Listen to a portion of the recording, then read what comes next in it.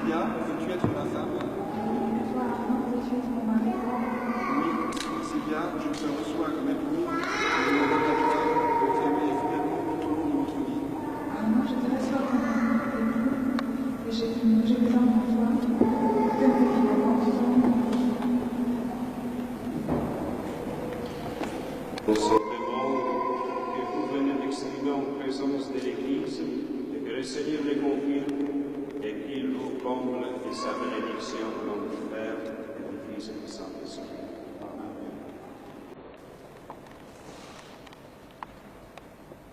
Sylvia, je te donne cette alliance, signe de notre amour et de notre fidélité.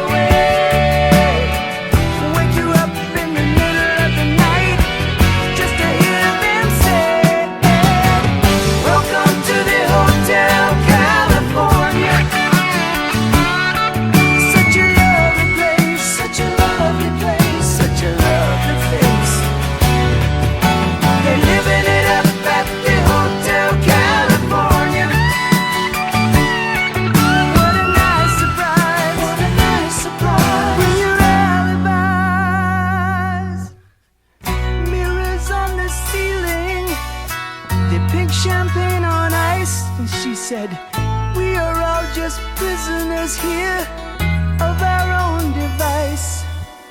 And in the master's chambers, they gathered for the feast.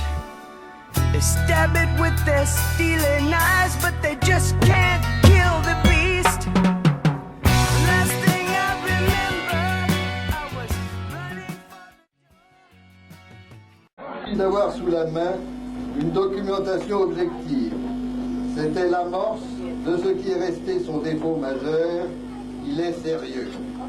Il faut que les choses, les idées, les gens soient ordonnés et classés suivant un ordre raisonnable, voire hiérarchique, sans que la peur ne l'effleure jamais d'être ennuyeux comme un jardin bien tenu.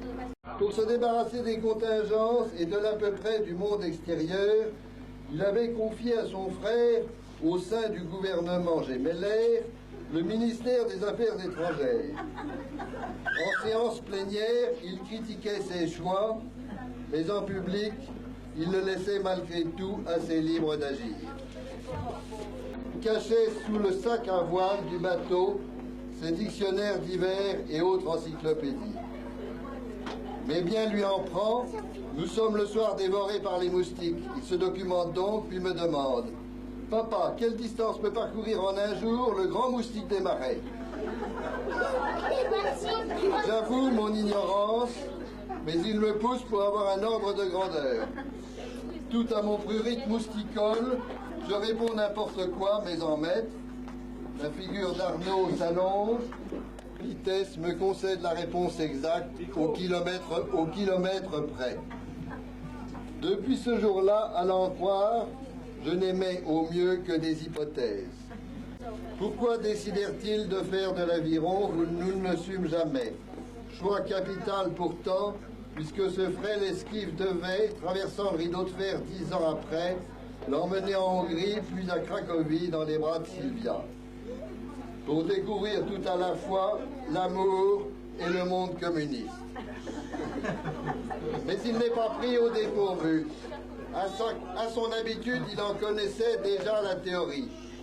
Enfin, du moins pour le communisme. En effet, l'année précédente, entre autres petits boulots, pendant un mois, sanglé dans un uniforme trop petit et coiffé d'une casquette sans gloire à la stabilité hésitante, il avait gardé contre d'éventuels agresseurs les banques dans la journée et l'intérieur du musée Lénine la nuit.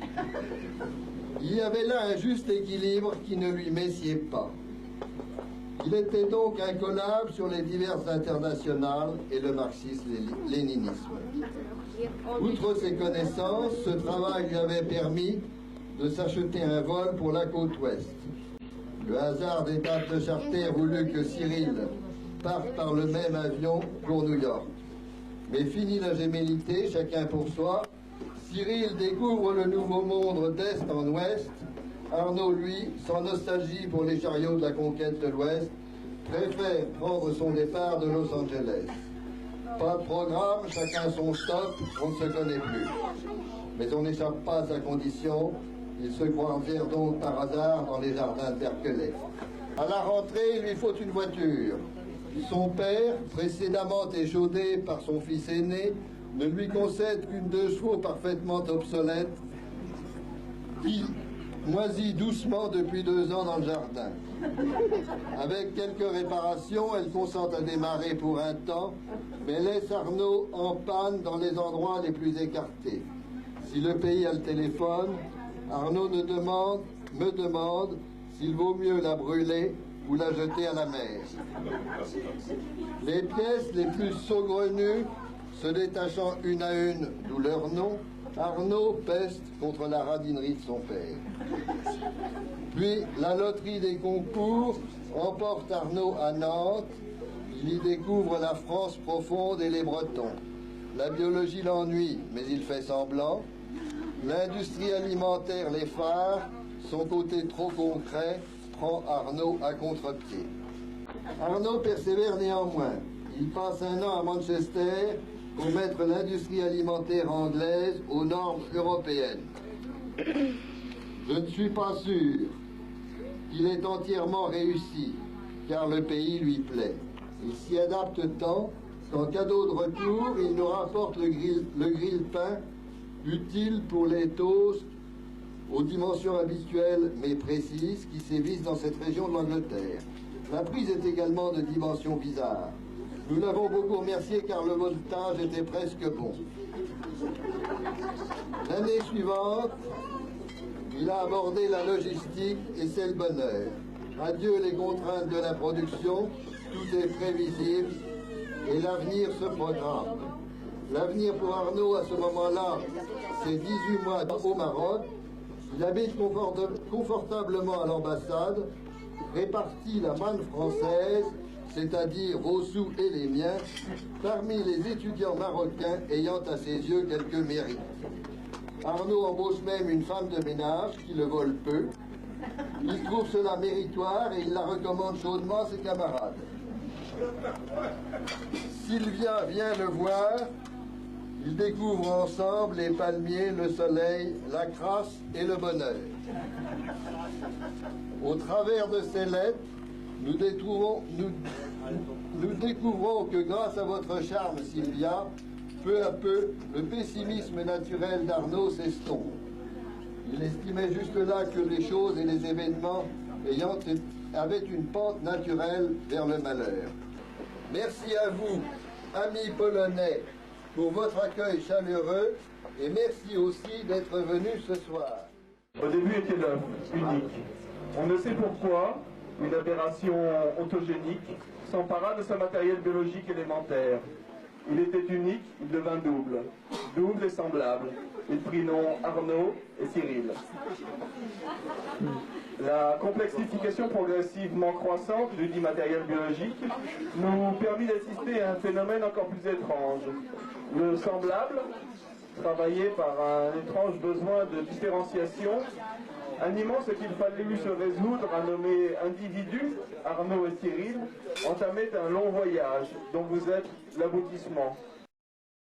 Naszych wzruszeń, naszych przeżyć związanych z daleką emigracją Sylwii do Paryża, do znanego nam wcześniej wspaniałego chłopca, jakim był Arnaud, który wydał nam się osobowością bardzo komplementarny dla Sylwunii. Ils sont émus, et moi je suis partie à l'émigration, que je ne reviendrai plus dans mon pays. Et aussi le fait que Arnaud, comme une personnalité complémentaire à mon caractère, et qu'on a fait ensemble une couple qui fait une espèce de harmonie.